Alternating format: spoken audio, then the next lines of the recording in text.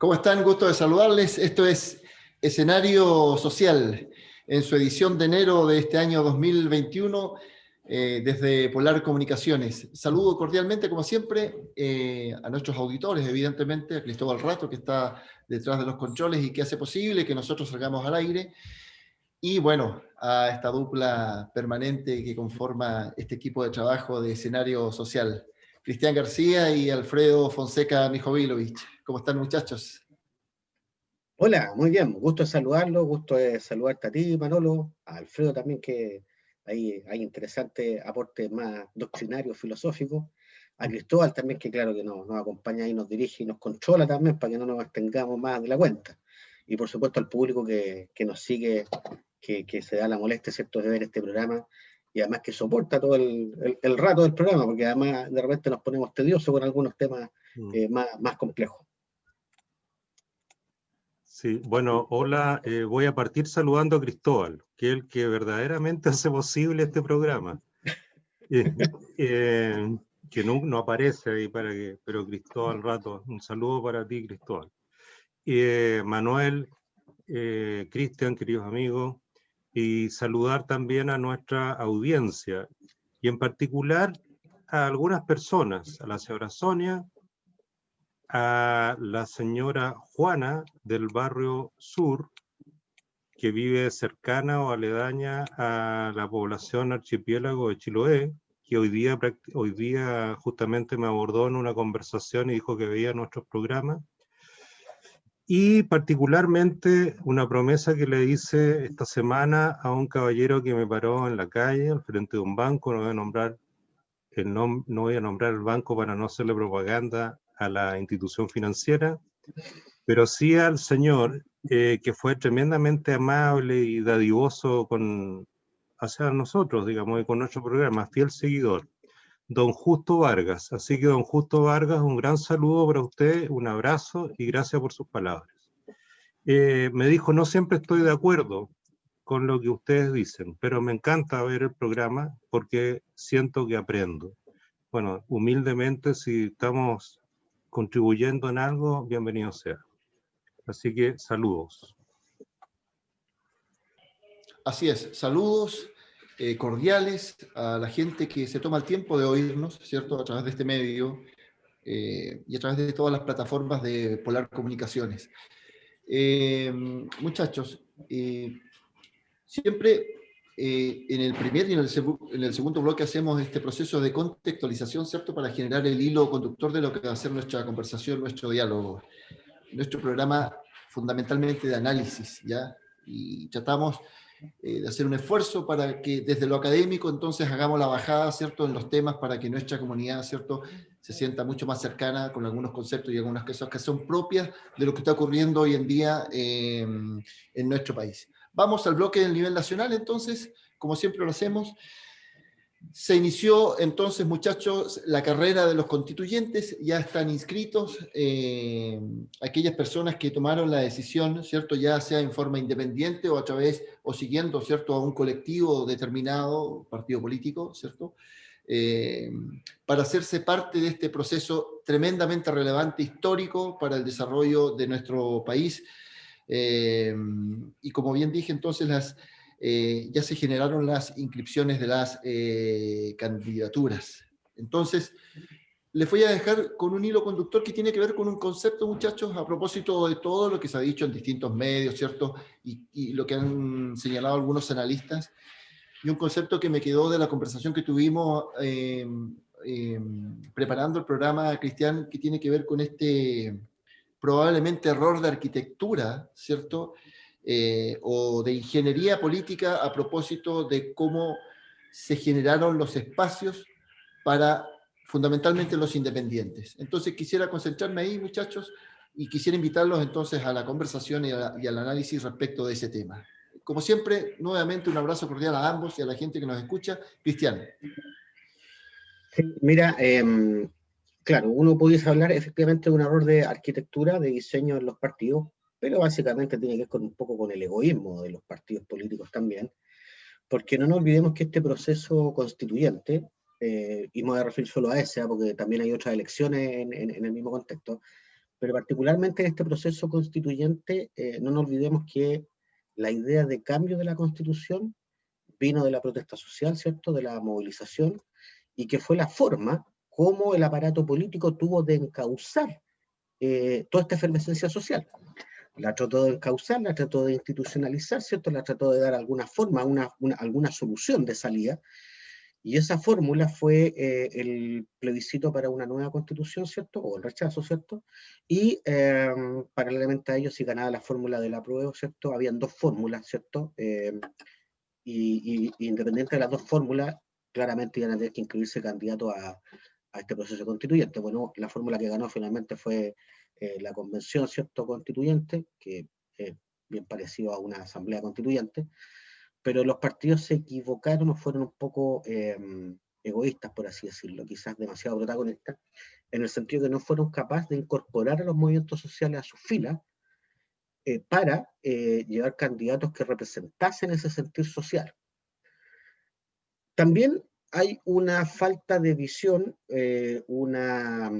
no sé, una suerte de excesivo protagonismo a veces también de ciertos movimientos sociales que tampoco fueron capaces de llegar a acercamientos con partidos políticos. Aquí la culpa es compartida, pero la culpa principal es de los partidos, porque ellos son los que se supone que tienen la mayor trayectoria, experiencia, ¿cierto?, y que conocen lo que son los procesos electorales. Pero claro, se echa de menos de que los partidos hubiesen tratado de captar en sus filas, respetando la independencia evidentemente, pero cediendo los cupos, ¿cierto?, para llevar gente del mundo social, del mundo que no milita en los partidos políticos. No me gusta hablar a mí de independientes porque no existen los independientes en realidad. La gente tiene un sentir, y además estamos haciendo una constitución política. O sea, ¿cómo alguien puede decir que es independiente de la política si va a ser una constitución política? Por Dios, alguna sensación política debe tenerla, o si no, ¿qué está haciendo ahí? Entonces, yo creo que hubo un mal diseño arquitectónico, y claro, hay una dispersión de listas, pero también esa dispersión de listas no deja de ser otra cosa que obedecer a la dispersión también de ideas, de filosofías que hay. Yo insisto que aquí hubo un problema de egoísmo porque muy probablemente los partidos trataron de llevar candidatos que no van a ganar el proceso constituyente, pero que van a apostar a posicionarse con una buena votación para una futura elección a diputados o a senadores. Entonces lo están ocupando como una suerte de pole position en las carreras, ¿cierto?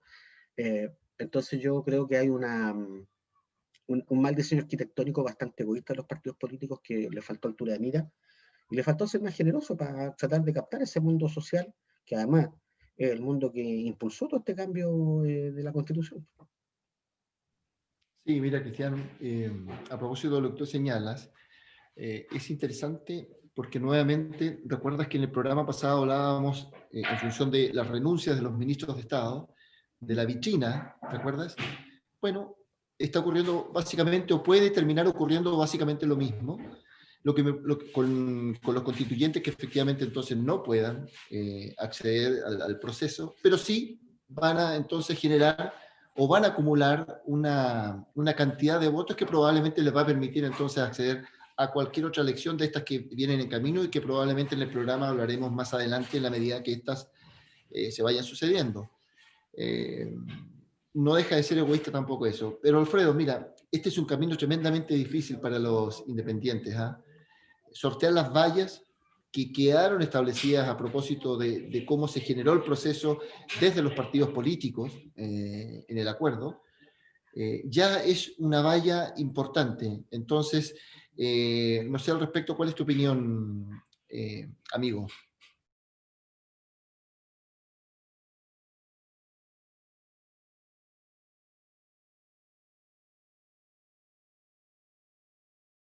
Hay un problema, me parece, está sin audio, Alfredo. Ahí sí. Ahora sí, ahora sí. Sí. No sé si Bueno, no hay una escuchaste bien opinión. la pregunta, sí, ¿no? Sí, no hay una Ah, okay. opinión, sino que varias opiniones, pero en aras del tiempo no podemos desarrollarlas todas. Yo creo que fue un ejercicio interesante. Todo estaba hecho, digamos, para que los independientes no se inscriban o tengan muy dificultoso el tema de la inscripción. Pero más allá de esos trámites, digamos, que tienen que ver con la situación en sí misma, yo creo que hay un fondo aquí, un trasfondo muy especial. Los partidos se perdieron, se farrearon una tremenda oportunidad de haber aireado sus casas, haber abierto la ventana, las puertas y todo lo que, las rendijas posibles, para que se hubiesen ventilado un poco. Porque hoy día la apreciación que hay sobre los partidos políticos es muy escasa, siendo un convencido de que los partidos son necesarios para la democracia. O sea, una democracia sin un sistema de partidos políticos no funcionan. Pero obviamente yo creo que los partidos se han ido equivocando. Y quizás no el partido en términos abstractos, sino que las personas que conforman o que dirigen, o estas camarillas que de repente se adueñan de los partidos. Entonces aquí tenemos una falta de aireación que no les permitió a los independientes, yo concuerdo en eso y yo lo he dicho varias veces, en varias oportunidades, no existen los independientes penicilínicos, eso que tienen una asepsia total. Siempre los independientes son pro algo, pero los partidos pudieron haber abierto la puerta y haber llevado independientes pro cercanos a su línea de pensamiento para haber generado un aire. ¿Qué es lo que hicieron, sin embargo? Llevaron a los mismos carcamanes de siempre, vale decir a los tipos que están ahí esperando, rajuñando, digamos, una candidatura para utilizar la teoría de las probaditas. Si esta vez no resulta, quedo con el precalentamiento para la próxima candidatura. Entonces, eso suena muy mal. Yo creo que los partidos se van a pegar un costalazo grande en esta elección constituyente, porque la gente no quiere votar por los partidos políticos, no quiere votar por miembros de partidos políticos. Y lo que es más escandaloso todavía, siendo, digamos, muy respetable la posición de cada uno, que parlamentarios renuncien a su investidura de parlamentarios o parlamentarias, depende sea el caso, para presentarse a la convención, a la elección de constituyente. Si ese hubiese sido el caso, la gente hubiese votado por una convención mixta en la elección del plebiscito, pero no fue así. Bueno, pero eso es lo que tenemos hoy día y yo creo que va a ser muy interesante lo que viene para adelante y yo creo que, vuelvo a decir, los partidos se van a pegar un costalazo enorme. Sí, mira, el camino se viene, sobre todo para los independientes, desde el punto de vista de la reflexión, desde el punto de vista del análisis, un largo, creo yo, camino por el desierto, porque no nos vamos a referir a los partidos políticos y su estructura en el sentido de decir el apoyo que van a tener aquellos que van de la mano, ¿cierto?, con los partidos políticos. No vamos a gastar probablemente el programa en eso, sino que fundamentalmente en algo que sí estaba en sintonía con lo que la gente quería, ¿cierto?, y que era esta figura de los independientes. Claro, no se produce, hay egoísmo, hay mezquindad, hay un problema de diseño ahí, como bien dijo Cristian, y resulta en el proceso de inscripción, ¿cierto?, de los candidatos, resulta lo que resulta, habrá que ver las listas, evidentemente, pero también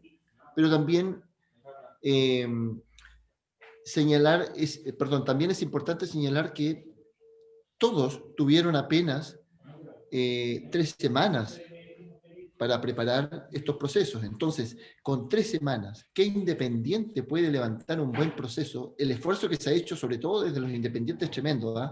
No sé si opinas lo mismo tú en ese punto, Cristian.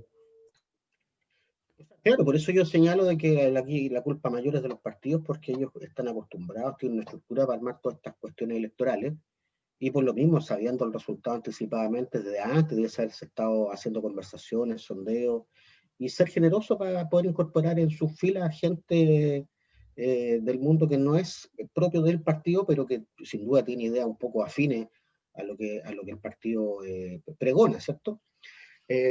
Pero Alfredo también toca varios puntos. Mira, sí, también esta cuestión es la porfía. Vemos renuncias de parlamentarios que quieren postular al proceso constituyente, cuando había una alternativa que fue la que perdió. Pues, o sea, hay gente porfiada. Y por otro lado también se señala que la derecha, los partidos de derecha, digamos, fueron con una lista única y que muy probablemente muchos de los que votaron por el rechazo van a ser constituyentes, van a ser electos constituyentes, no obstante votaron por el rechazo, y por lo tanto lo que van a hacer es redactar o la misma constitución que tenemos hoy en día, o una mucho más estricta que la que tenemos hoy en día. ¿Eh? Entonces, por eso digo yo que hay un problema de arquitectura. Yo particularmente no soy de la idea de que debiese haber una lista única de los partidos de oposición para que no salga la derecha. No, yo creo que si la idea es salir yo para que el resto no salga, eso es ser perro glotón, pues, o sea, no come ni deja comer.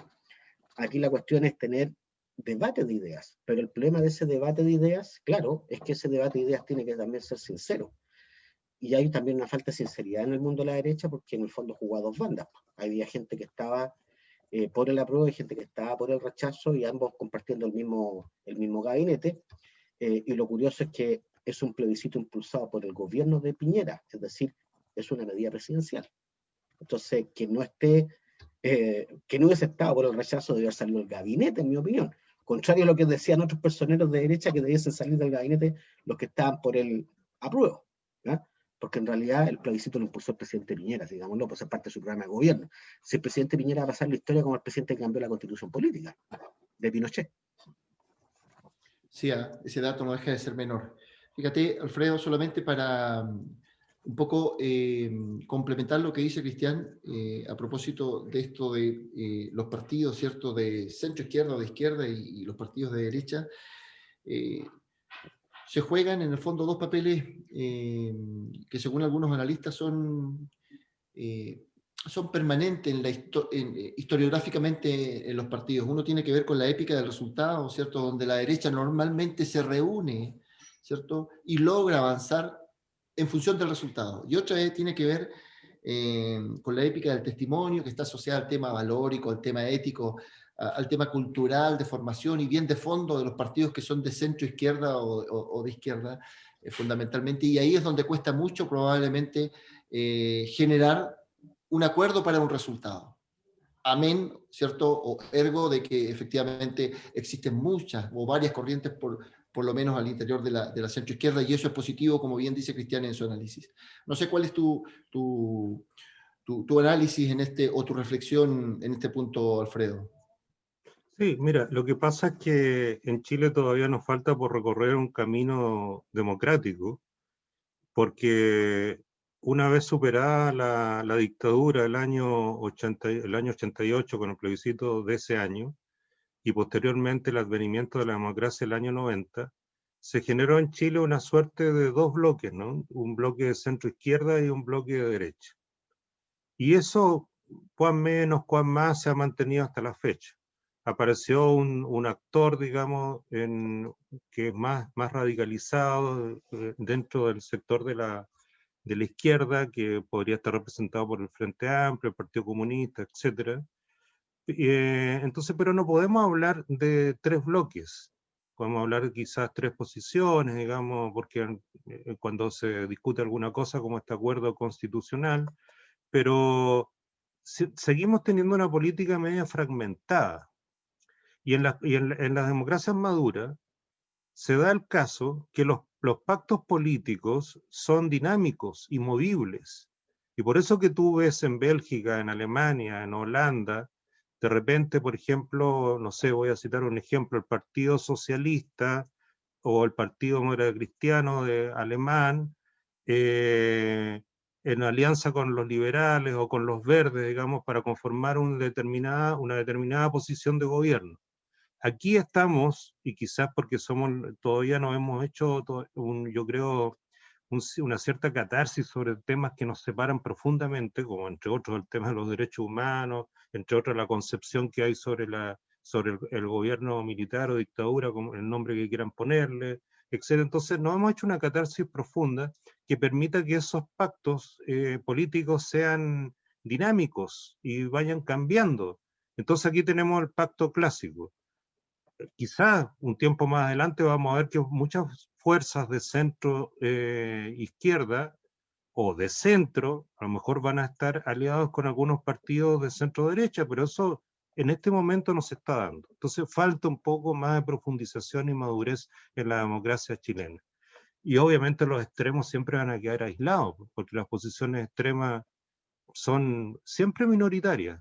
A veces tratan de captar o cooptar, digamos, sus sectores políticos, pero siempre son y siguen siendo minoritarios.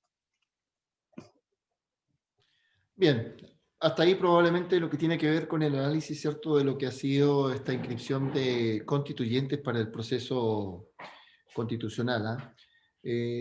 Nos quedan un par de minutos, muchachos, en este primer bloque, y quisiera invitarlos, ¿cierto?, a reflexionar lo que está ocurriendo con la pandemia, muy brevemente a nivel nacional, para poder enlazarlo después, al principio del segundo bloque, con lo que está ocurriendo con la pandemia, insisto, muy brevemente en ese espacio, en el nivel regional. Ya superamos los 4.000 casos diarios, el agotamiento natural que tiene la función pública de la salud fundamentalmente es tremendo, ¿ya? Y hay una desconexión aparentemente entre lo que, lo que piensa la ciudadanía con respecto al virus, que ya dijimos en algún momento que se le perdió el temor al virus definitivamente, entonces, pero la desconexión con respecto al desgaste fundamentalmente que hay en el sector de salud es irreverente, me atrevo a decir en algunos casos, porque da la impresión que no le importa a la gente, ¿ya? Entonces, invitarlos un poco a la reflexión desde lo que está ocurriendo, ¿cierto?, a nivel nacional con el tema de la pandemia en estos 2 o 3 minutos que nos quedan de programa aquí, muchachos, en este primer bloque.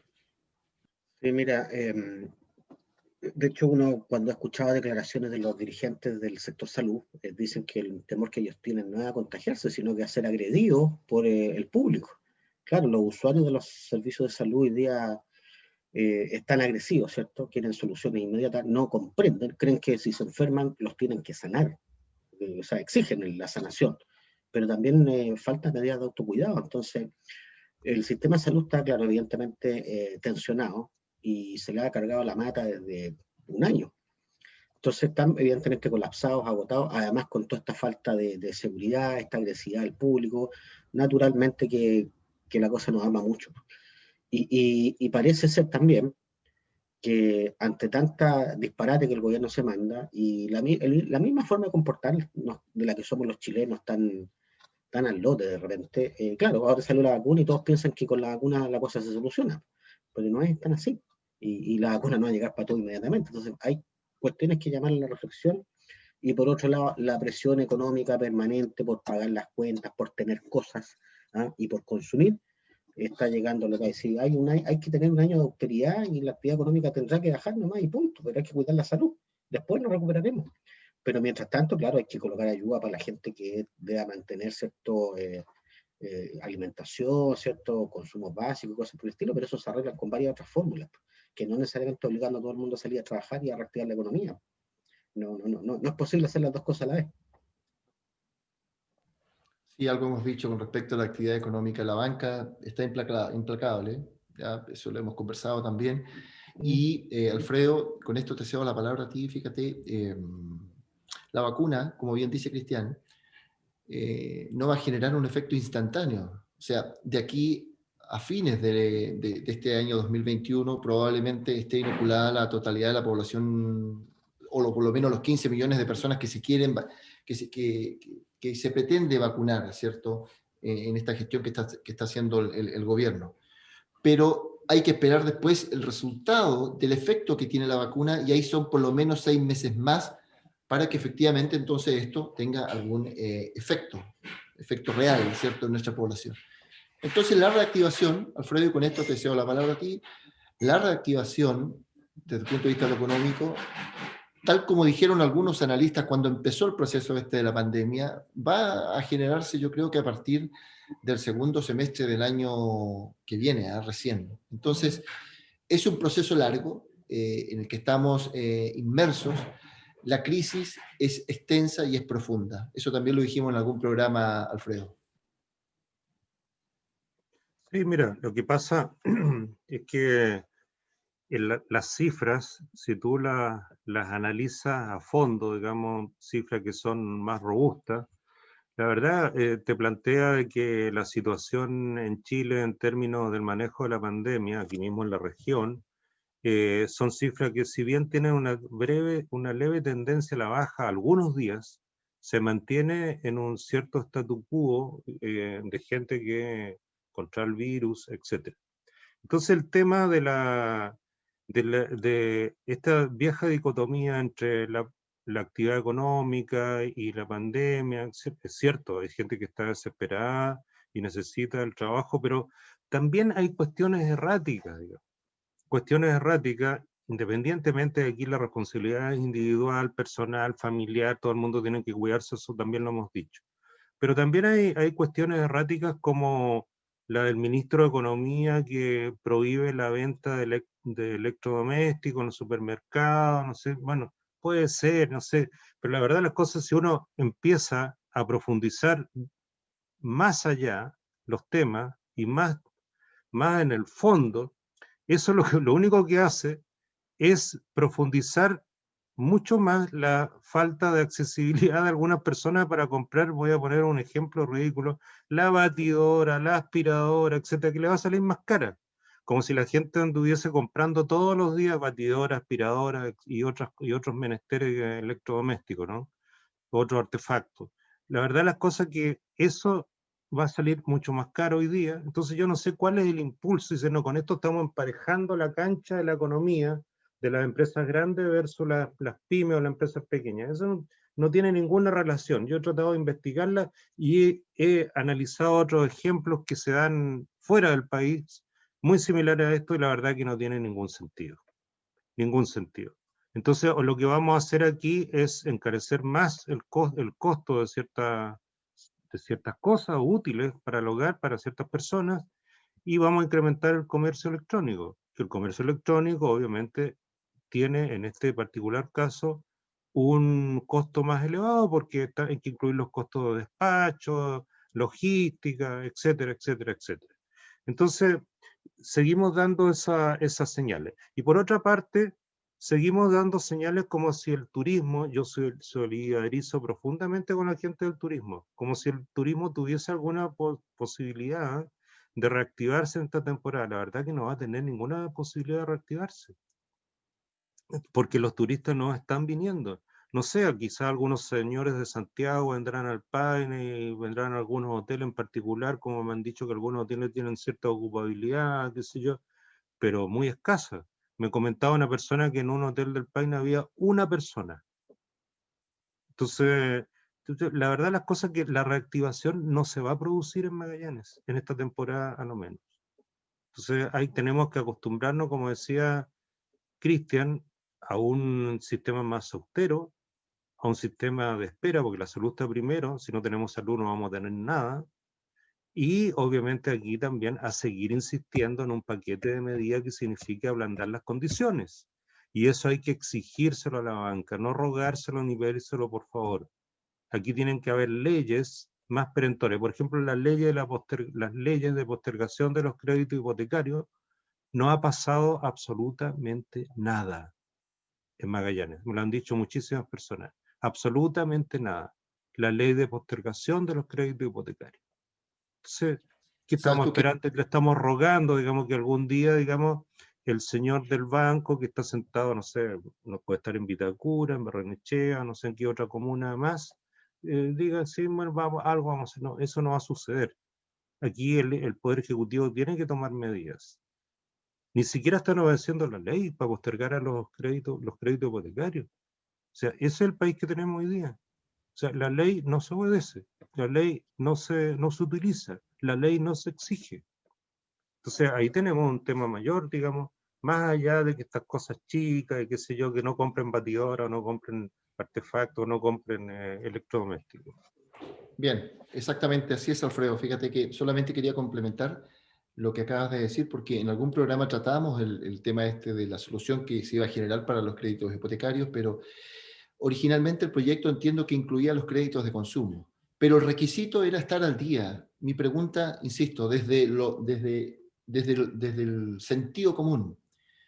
Si hay tanta gente que está desempleada en este minuto, hay gente de la clase media, profesionales, que iniciaron su proceso de compra de un bien raíz y que a propósito de esta pandemia y haber perdido sus empleos, están en pleno proceso de perder ese bien raíz porque no han podido pagar ninguna cuota. Entonces, entiendo que el proyecto termina gestionándose solamente para los créditos hipotecarios, pero no para los créditos de consumo, en circunstancia de que uno de los problemas que afecta a la sociedad chilena es el endeudamiento.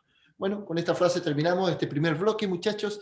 Esto es Escenario Social, programa de análisis. Vamos a una breve pausa comercial y volvemos.